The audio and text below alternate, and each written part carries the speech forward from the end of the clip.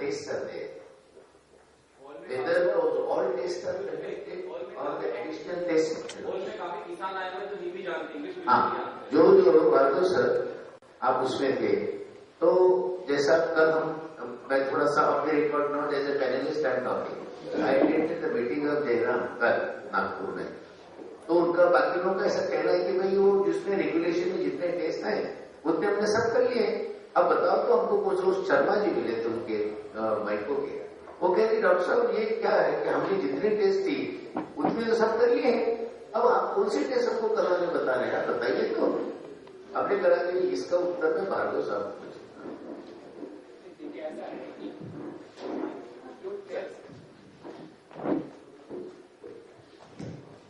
उन्होंने 30 में से 6 टेस्ट क्या वजह है कि सिर्फ 6 रखे? एक वजह ये हो सकती है कि कोई डर नहीं कि अगर 7वां रखेंगे तो अप्रूव नहीं होगा, इसी वजह से उन्होंने प्रोटोकॉल में 5-6 टेस्ट। भाई सर प्रोटोकॉल जो है, जो उनका टेस्टिंग प्रोटोकॉल है, वो बिल्कुल गलत है। जो टेस्ट उनको करने चाहिए, जो सारे साइंटिस्ट कम्युनिटी जो है अफेयर है, including regulation of 1998 has been followed the protocol। हाँ, वही मैं आपको कह रहा हूँ कि जो उनका प्रोटोकॉल है, जो टेस्ट करने चाहिए, that is insufficient, that is absolutely totally insufficient, unscientific, so that and evidence is that is what we have been saying. What I have been saying is, please change this protocol, include all these tests, and in any case these tests everybody agrees should be done. Why are we not doing it? Even it's not a part of the protocol. छोटा प्रश्न है आपके लिए कि किस तरीके से हमें जज करना चाहिए और बोर्ड ने हमें प्रोटोकॉल्स क्या है ये समझाया है, मगर मुझे एक छोटा प्रश्न पूछना है, शायद आप इसे इनकॉन्सिक्वेंशियल समझिए या कुछ, but we have laws in our government, हमारे देश में लॉज है जो वेजिटेरियन नॉन वेजिटेरियन लेबलिंग के पीछे पड़े हैं मानवता गांधी के बाद। क्या ये नॉन वेजिटेरियन हो जाएगा जब बैक्टीरियल जीन आपने डाला कभी? नहीं, वो बैक्टीरिया जो है वो प्लांट किंगडम को बिलोंग करते हैं, तो नॉन वेजिटेरियन नहीं होगा। It's a plant devoid of bacterial gene, तो bacteria is not non-vegetarian. No, bacteria belong to the plant kingdom. But I was telling you a story since you asked this. An uncle of mine, I would name a very famous person. You're talking about vegetarian and non-veg. Said that, how do you define it? He said, plants are those which don't move. That perception of vegetarian, plants वही जो आगे अपने आप चलते हैं। तो मैंने उससे कहा कि अगर ऐसी बात है तो फिर आपको दही खाना बंद कर देना चाहिए, क्योंकि दही में बैक्टीरिया है जो मैं आपको दिखा सकता हूँ कि वो तो बढ़िया अच्छी तरह से मूव करते हैं। वहां तो लेबोरेटरी में ले गया, रात को 10 बजे घबराहट बोला, माइक्रोस्कोप में दही रखा, वो दिखाया, जरा सा पानी डाला उसमें, उसको ये चेंज करने के लिए, और मैंने देखा सब बैक्टीरिया उसके अंदर चल रहे बड़े आराम से। अगले दिन से उन्होंने दही खाना छोड़ दिया।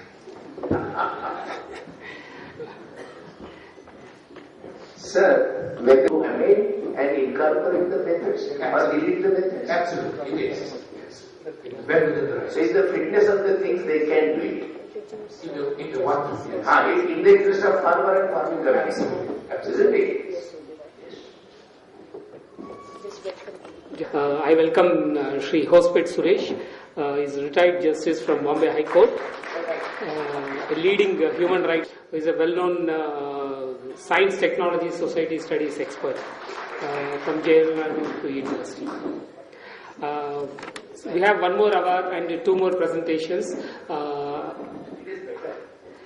If there are no questions from the panel, I would request Dr. Suman Sahai. Dr. Suman Sahai is a geneticist. She leads Gene Campaign. I request Suman to make a presentation on GM foods like BT brinjal and health impacts. Suman, 20 minutes time for you.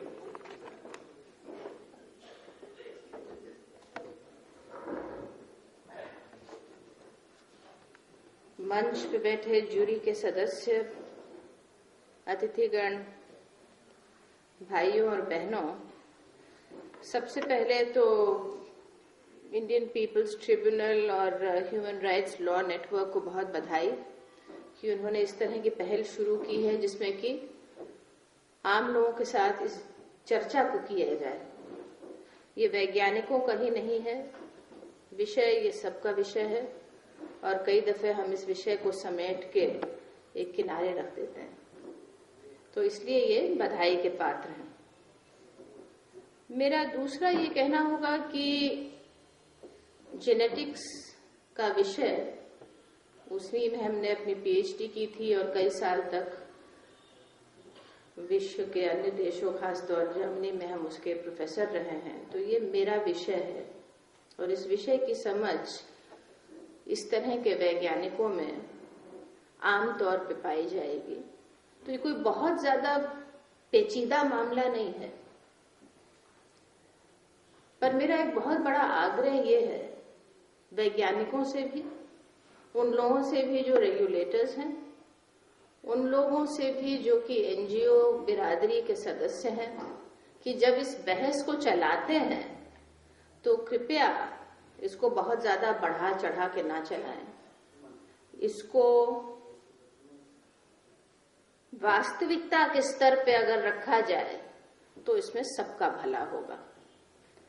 झूठ सत्य मिला के, बढ़ा चढ़ा के, अन्य प्रकार की किस्से कहानियां इसमें जोड़ के विषय को नुकसान होता है और जिस चीज को हम लेके चले हैं, जिस कोशिश में हम आगे बढ़े हैं कि देश के साथ वो हो जो सही हो, शायद उसमें नुकसान पहुंचे। ये बहुत बड़ा मेरा आज आग्रह है कि हम इस बहस को वास्तविकता के स्तर पे चलाएं।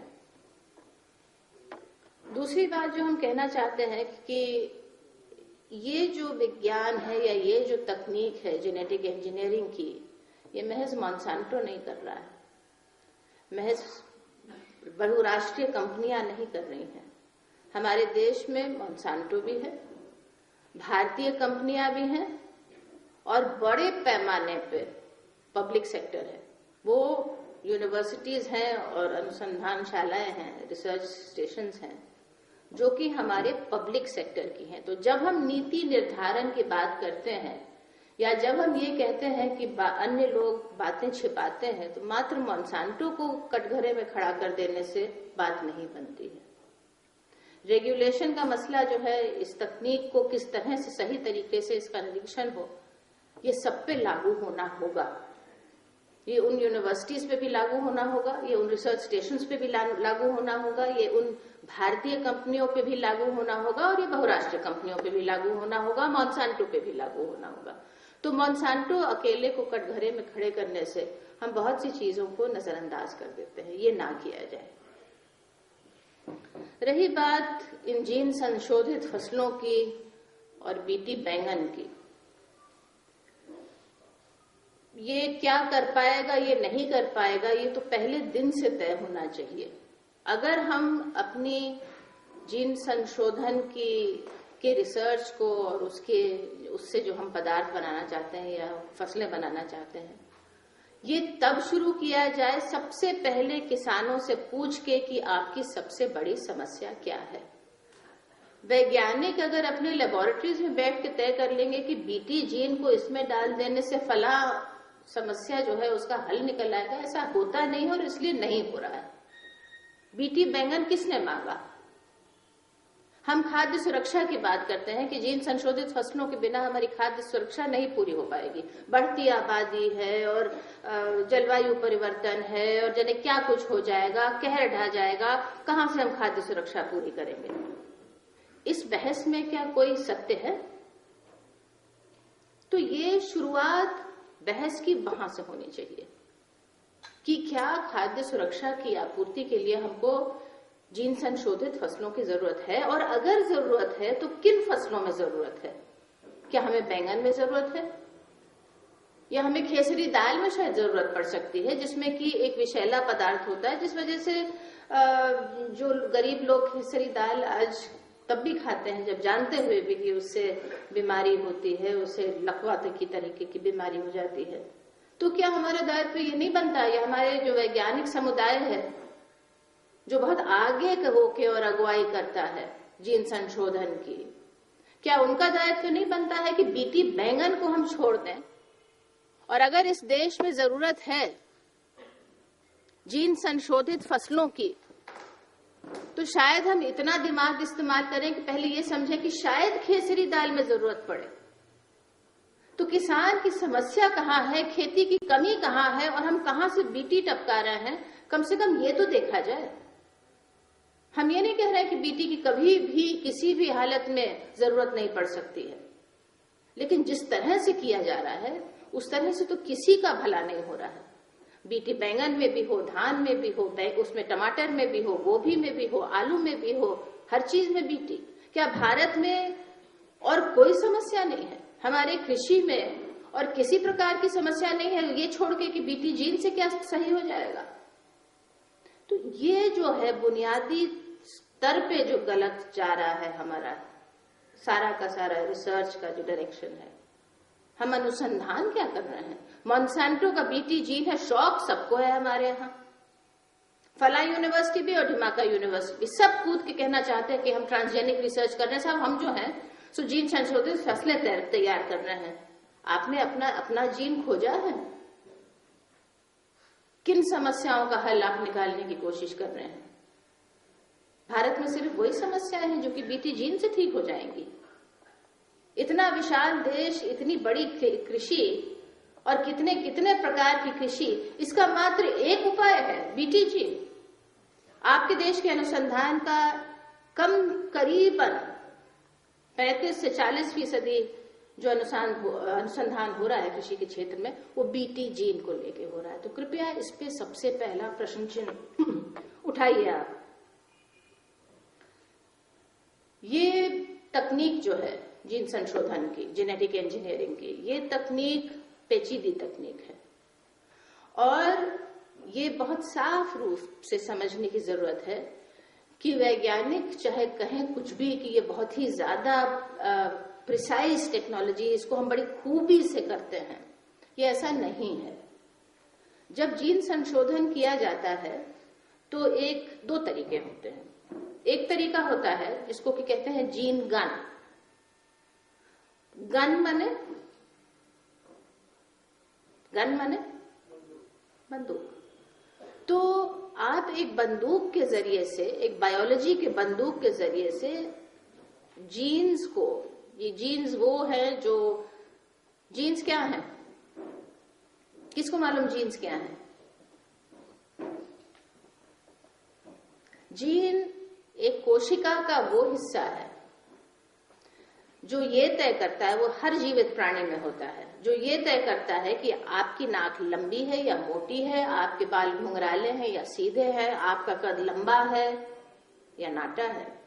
उसी तरह से जीन तय करता है आम की शक्ल गोल होगी या लंबी होगी, और वही जीन अगर धान के पौधे में होते हैं तो वो तय करते हैं कि धान का पौधा लंबा होगा, नाटा होगा, मध्यम होगा, उसका उपज ज्यादा होगी, कम होगी, मध्यम होगी। जीन वो चीज है जो कि हमारी हर चीज को कंट्रोल करते हैं। हमारे आनुवंशिकीय हिस्से को जीन कहते हैं, वो हर जीवित प्राणी में होते हैं। उन्हीं के फेर बदल को हम जीन संशोधन कहते हैं और उसी फेर बदल से हम कहते हैं कि हम जीन संशोधन के माध्यम से नए प्रकार की फसलें तैयार कर रहे हैं। अभी तक जीन संशोधन काफी हद तक इस बीटी जीन तक सीमित रहा है और आप लोग सबको मालूम होगा कि बीटी जीन एक कीटाणु में से विष पैदा करने वाला जीन होता है और उस कीटाणु के विष पैदा करने वाले जीन को हम खाद्यान्न में डालते हैं इस उम्मीद में कि वो अपना कीटनाशक पैदा करेगा, और क्योंकि अपना कीटनाशक पैदा करेगा तो वो कीटनाशक की जरूरत को कम करेगा। ऐसा कहा जाता है कि बीटी जीन डालने से, इसी वजह से बीटी जीन डाला जाता है, इससे उत्पादन नहीं बढ़ेगा आपका। बीटी जीन डालने का मात्र एक मकसद होता है कि बीटी जीन उस पौधे में, चाहे वो बैंगन हो, चाहे कपास हो, चाहे वो आलू हो, टमाटर हो, गोभी हो, डालने का मकसद एक होता है कि जब बीटी जीन उस पौधे में समाएगा तो उस पौधे के अंदर वो वही विष पैदा करेगा जो वो कीटाणु में पैदा करता है। तो वो पौधा विषैला हो जाता है और जब कीटाणु, कोई कीट जब उस पे आके उसका सत पीता है तो वो कीट मर जाता है। तो बीटी जीन डालने के मतलब आप कीटनाशक पौधे के अंदर पैदा करते हैं। ये कितने हद तक खाद्यान्न के लिए उचित है, ये सोचने की जरूरत है। वैज्ञानिक कहते हैं कि ऐसा कभी भी नहीं पाया गया है कि बीटी के विष से किसी भी जीवित प्राणी को, कीट को छोड़ के, किसी भी प्रकार का नुकसान हुआ है। ये कहना बहुत आसान है, इसका सबूत अभी तक उतने पैमाने पे नहीं प्राप्त है जितने पैमाने की जरूरत है हम सबको आश्वासन दिलाने के लिए कि हाँ वाकई इसमें किसी भी प्रकार का खतरा नहीं है।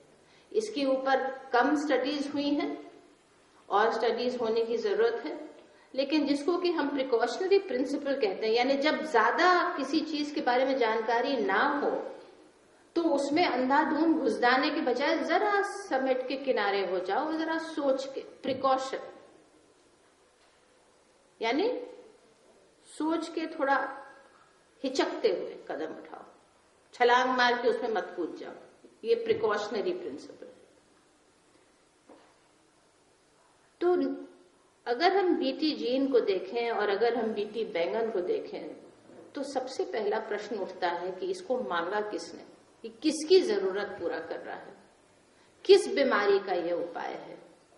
क्योंकि ये जो पौधों में भी परिवार होते हैं, जैसे हम में होते हैं, पौधों में भी परिवार होते हैं। एक परिवार है जिसका नाम है सोलनेसी।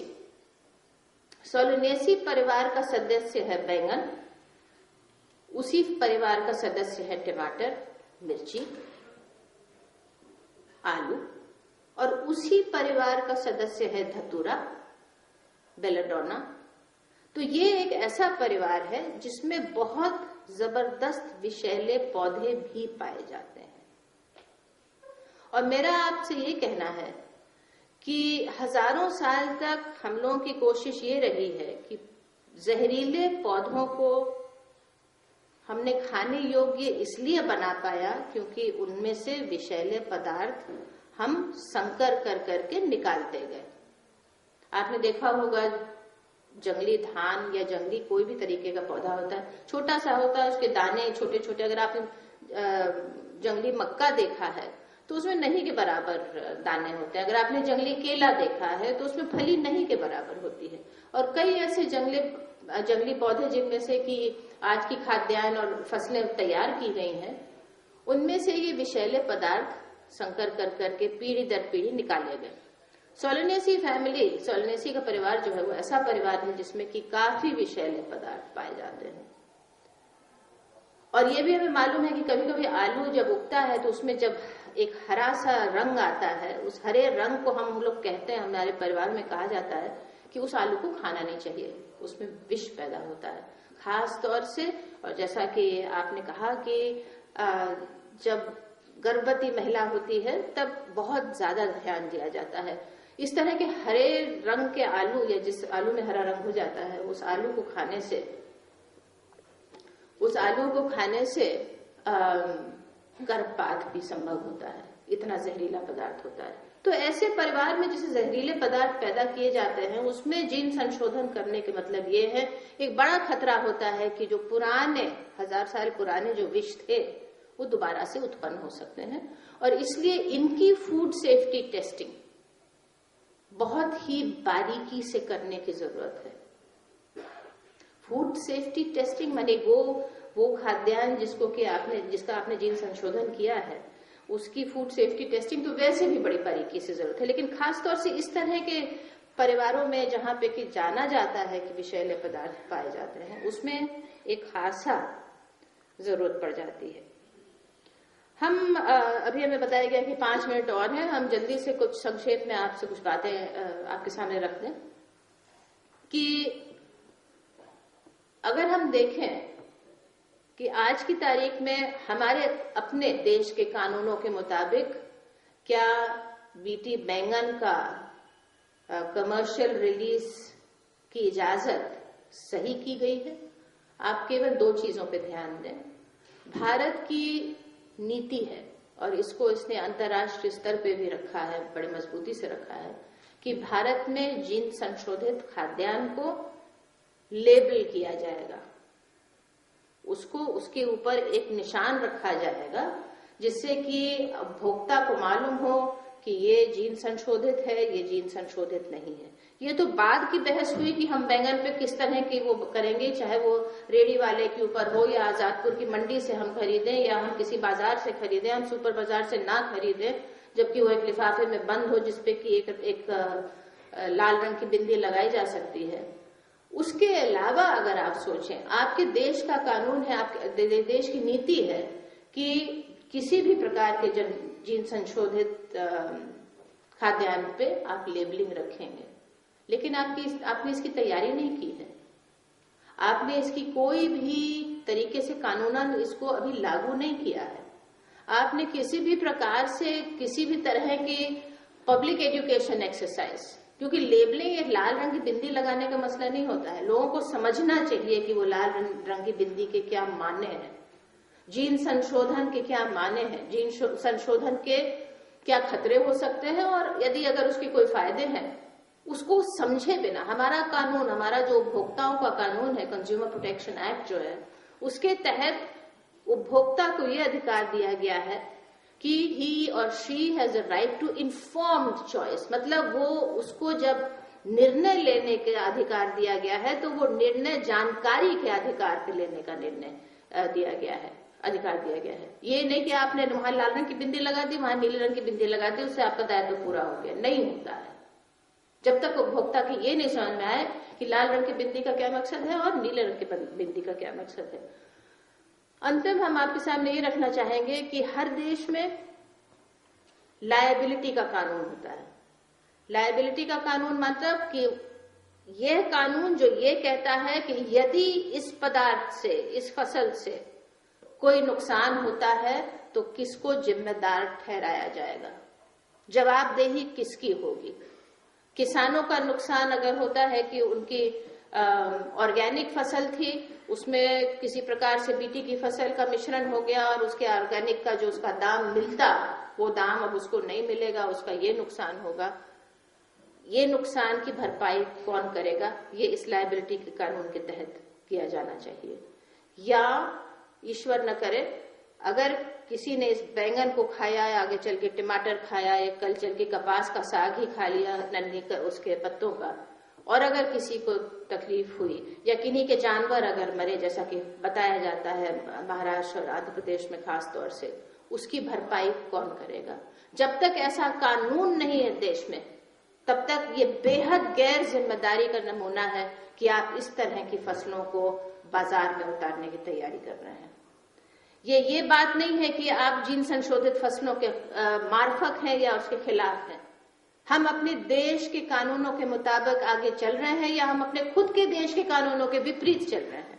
हमारे उपभोक्ता का जो कानून है, हमारे लायबिलिटी का जो कानून होना चाहिए, पादप प्रजाति और किसानों के अधिकार के कानून के तहत ये लायबिलिटी का रखा गया है, ताकि अगर बीज किसानों के मार्फत नहीं है और जैसा बताते हैं वैसे फसल नहीं होती है, तो उसके अंदर, उस कानून के अंदर एक रखा गया है तरीका। तो इस जीन संशोधन में ऐसी कमी क्यों छोड़ी गई है जहां पे कि पूरी तरह से ये आशंका है कि कुछ संभव हो सकता है। मेरा एक आपसे कहने का एक चीज कहने की इच्छा है कि ये तकनीक, जीन संशोधन की जो तकनीक है, ये तकनीक एक रेगुलेटेड टेक्नोलॉजी है। ये तकनीक इस तरह की तकनीक है कि जिसकी इच्छा हुई उसने आलू गोभी के बीज बेच दिए और उसको किसानों ने खरीद लिया। ये तकनीक के ऊपर बहुत कड़ी निगरानी रखी जाती है। इसीलिए जीएक है, कंबोज साहब यहाँ पे हैं, आरसीजीएम के सदस्य हैं, और हमारे यहाँ 3 तरह की कमिटीज का एक कड़ी निगरानी रखने का एक सिस्टम बैठाला गया है। क्यों? इसलिए नहीं कि एनजीओ ने ये मांगा है, इसलिए नहीं कि अन्य देशों के नेताओं ने ये मांगा है, ये इसलिए कड़ी निगरानी रखी गई है क्योंकि अंतर्राष्ट्रीय स्तर पे हर देश के वैज्ञानिक ने इसको मांगा है। इस निगरानी की जरूरत वैज्ञानिकों ने समझी है क्योंकि वैज्ञानिकों का मानना है कि जीन संशोधन की जो तकनीक है उससे कई प्रकार के हानिकारक असर पड़ सकते हैं। उसमें ऐसे पदार्थ पैदा हो सकते हैं जो कि विषैले हो सकते हैं, जिससे बीमारियां हो सकती हैं। ये जरूरी नहीं है कि हर दफे ये होगा, लेकिन 100 में से 5 दफे अगर ये हुआ तो 100 में से 5 दफे ये बहुत ज्यादा होगा, जिससे कि किसी न किसी का नुकसान होगा। तो इसलिए इस तकनीक पे निगरानी रखने का निर्णय वैज्ञानिकों का निर्णय है, क्योंकि वैज्ञानिक ये समझते हैं खुद कि इस तकनीक से खतरा पैदा हो सकता है, पर्यावरण के लिए भी हो सकता है, मानव स्वास्थ्य के लिए भी हो सकता है और जानवरों के लिए भी हो सकता है। तो इसलिए ये कष्टदायक है देखना कि वैज्ञानिक फिर खुद ही इस चीज की मांग करते हैं कि इस निगरानी को और ढीला कर दिया जाए और हल्का कर दिया जाए। Thank you, Dr. Suman. Now the panel is open for the panel for the questions. 5 minutes, if you can take. We'll have the other next presentation. Hi, Suman sir. Very nice presentation. You have raised 2 points. The law of liability होना चाहिए, जिम्मेदारी हक, और उसमें ये labelling का कानून, ये 2 प्रीरिक्विजिट्स हैं। और हर देश को, और इसमें जागरूकता, अवेयरनेस जब तक नहीं होगी तब तक ये नहीं होना चाहिए। आपका निष्कर्ष है उसमें से, आपका विरोध तकनीक को नहीं है, आज की कल की संभावनाएं के अनुसार चलना ही पड़ेगा। बायोटेक्नोलॉजी तंत्रज्ञान को विरोध करने की जरूरत नहीं है, मगर उसका एब्यूज और यूज, इसमें का आपका फर्क जो है काफी अच्छा प्रबोधनात्मक हुआ है। अब स्टेटूटरी बॉडी जयराम रमेश जी को ही ये देना जरूरी है, इसमें कोई कंट्रोवर्सी तो होनी है ही नहीं, और इसलिए इसकी ज्यादा जरूरत, इसकी गाइडिंग, यानी there is no need to make test also, sometimes test becomes waste. ये आपका एक निष्कर्ष अच्छा लगा, और कुछ प्रश्न है तो इसके उपरांत में पूछे जाएंगे। तब तक मेरे ख्याल से next, there is no controversy on your lecture, very nice submissive lecture and very informative, and what should be done that you are stressed. We congratulate for that. Yeah, now we'll come to the next presentation. Suman Sahai, thank you very much for your presentation. Is tobacco a Solanaceae family? Yes. So if this toxin is produced, यदि ये toxin हमारा जो tobacco है और वो जब 700 degrees पे burn होगा, तो कुछ do we have any research to say? Because I know brinjal can smell of tobacco. इसलिए मैं optimist तो नहीं हूँ, मगर ये जब प्रोटीन बर्न होगा, जब लोग सिगरेट्स पिएंगे, तो किस तरीके की हानि आएगी, शायद इस पर भी सोच करना चाहिए। उसके ऊपर तो काफी काम किया गया है कि इसमें से कौन से हानिकारक पदार्थ पैदा होते हैं, लेकिन इस परिवार साधारण रूप से भी अगर खाइएगा उसमें काफी ऐसी संभावना रहती है। और हमने देखा है कि मात्र सिर्फ जीन संशोधन से ही नहीं, लेकिन आम तरीके के संकर करने से भी इस तरह के विष पैदा हो सकते हैं। Tobacco smoked और chewed, जब chew करेंगे वो raw ही होगा ना प्रोसेस के बाद, तो when tobacco itself produces nitrosamines and other dangerous compounds causing cancer, what would be the result with this added toxin? I don't think anyone is doing weekly tobacco, although there was an effort. I must confess there was an effort. But I think the point that you're making is that if there is an added toxin already into a family that is so... I'm talking of a lateral transfer that might result in... I must emphasize that lateral transfer does not happen in 2 generations. Lateral transfer happens in hundreds of generations. The reason that you see it happening in microorganisms is because the life cycle of a microorganism is very small. But you can't, it would require thousands of generations for lateral transfer amongst the higher plants. It's ridiculous to assume that that is something that can be compared between the microorganisms and angiosperms. Thank you, Dr. Suman. Whenever we talk about use in brinjal is very high, and we don't have any alternative technologies. Now we have a presentation from Shri Vijay Kumar. Vijay Kumar leads the Women Self-Help Group movement in Andhra Pradesh. Very conclusively, they could establish sustainable agricultural practices in Andhra Pradesh, which shows that crops can be cultivated without use of pesticides and without high external input use. Shri Vijay Kumar is an senior IAS officer from Andhra Pradesh. He heads an organization called Society for Elimination of Rural Poverty. Under his leadership in the last 5 years, they established what we call as a community managed sustainable agriculture in 14 lakh acres. 14 lakh acres without use of pesticides. And across crops, we listen from him his experiences. Thank you, Dr. Manjir.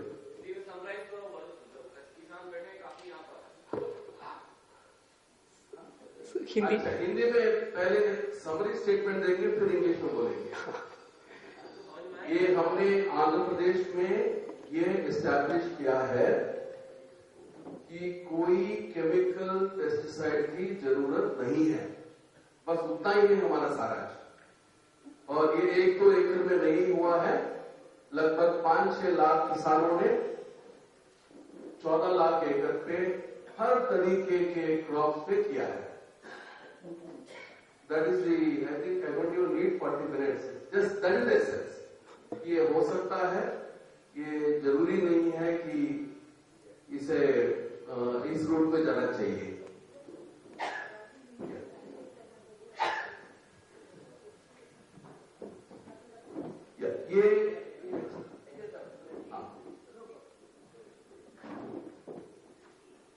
ये जो आंध्र प्रदेश में ये किसान agriculture में हम दूसरे root से आए हैं। ये हम एग्रीकल्चर प्रोजेक्ट नहीं है जो हम कर रहे हैं, ये गरीबी हटाने का प्रोजेक्ट है। तो गरीबी हटाने के लिए अगर एग्रीकल्चर लाभदायक नहीं होगा तो गरीबी नहीं हटेगी। तो उस डायरेक्शन से हम आए हैं। ये एग्रीकल्चर साइंटिस्ट के रूट से हम नहीं आए हैं। और हमारा ये मानना है कि हर व्यक्ति में बहुत ही क्षमता है और गरीबी से बाहर आने के सोचने का विचार हर एक व्यक्ति में है। और ये जो छुपी हुई शक्ति है उसको कैसे जागृत कर सकते हैं। और हमारा मानना है जब हम लोगों को संगठित करते हैं, उनमें जो छुपी हुई क्षमता है वो बाहर आती है। तो इसीलिए हमने महिलाओं के संगठन बनाए हैं।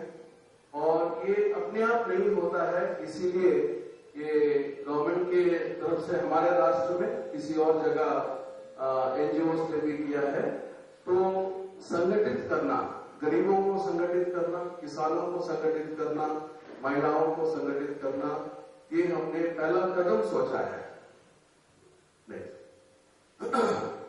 तो अभी आंध्र प्रदेश में लगभग 1 करोड़ महिलाएं, 1 करोड़ महिलाओं को 8.5 लाख सेल्फ हेल्प ग्रुप में संगठित किया गया है। और ये संगठनों के पास लगभग 5,000 करोड़ का उनका खुद की बचत है और उनके ऊपर जो इंटरेस्ट उन्होंने अर्न किया है। और ये महिला संगठन ने पिछले 5 साल में बैंकों से लगभग 20,000 करोड़ उन्होंने बैंक से ऋण लिया है अपने लाइवलीहुड्स, माने जो भी उनके आमदनी इंक्रीज करने के कार्यक्रम है उनको करने के लिए। और अगले 5-6 साल में 80,000 करोड़ रेज करने का हमारा ऑब्जेक्टिव है। तो जब हम महिलाओं को ये ऋण दिला रहे हैं, तो अगर किसी लाभदायक कार्यक्रम में नहीं डालेंगे तो फिर वो गरीबी से बाहर तो नहीं आएंगे। तो जो ग्रामीण क्षेत्र में लगभग 80 या 85% livelihoods is based on agriculture and livestock. So when we look at agriculture, the problems are from so many dimensions. Agriculture has become dependent totally on external inputs, pesticides, fertilizers, and rainfed जो बारिश पे आधारित है वहां पर ज्यादा risk है। तो जो पूरा एग्रीकल्चर है वो मनी लेंडर्स के कंट्रोल में है, किसानों के कंट्रोल में नहीं है। तो जो किसान मेहनत करते हैं वो मनी लेंडर्स के लिए करते हैं, साहूकार के लिए करते हैं, अपने लिए नहीं करते हैं।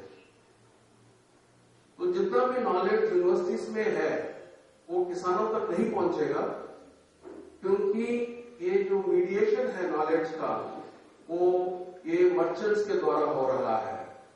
वो पेस्टिसाइड क्या यूज करना चाहिए, फर्टिलाइजर क्या यूज करना चाहिए, बीज कौन से यूज करना चाहिए, वो किसान अपने हित से सोचने के स्थिति में नहीं है। ये सब उनको ये जो मार्केट फोर्सेस के जो कंट्रोल में है उससे जा रहे हैं। तो हमारा ये जो पूरा एफर्ट है किसानों को रिस्क कैसे कम किया जाए, जो बाहर से वस्तु है उनका खरीदने का कम कैसे किया जाए। So how do we reduce the dependence on external inputs, purchased inputs? How can we make rain-fed agriculture less risky? And how can we generate more income from irrigated agriculture? Credit जो money lenders या informal sources से आ रहा है कम cost पे bank से कैसे दिलवाया जाए।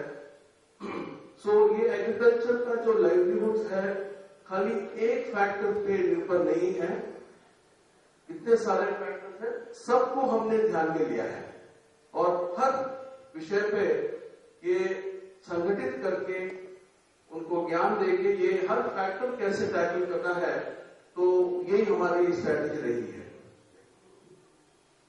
So basically, how do we move from external input-driven agriculture to an agriculture which is based on respecting the farmer's knowledge, skills, and local resources?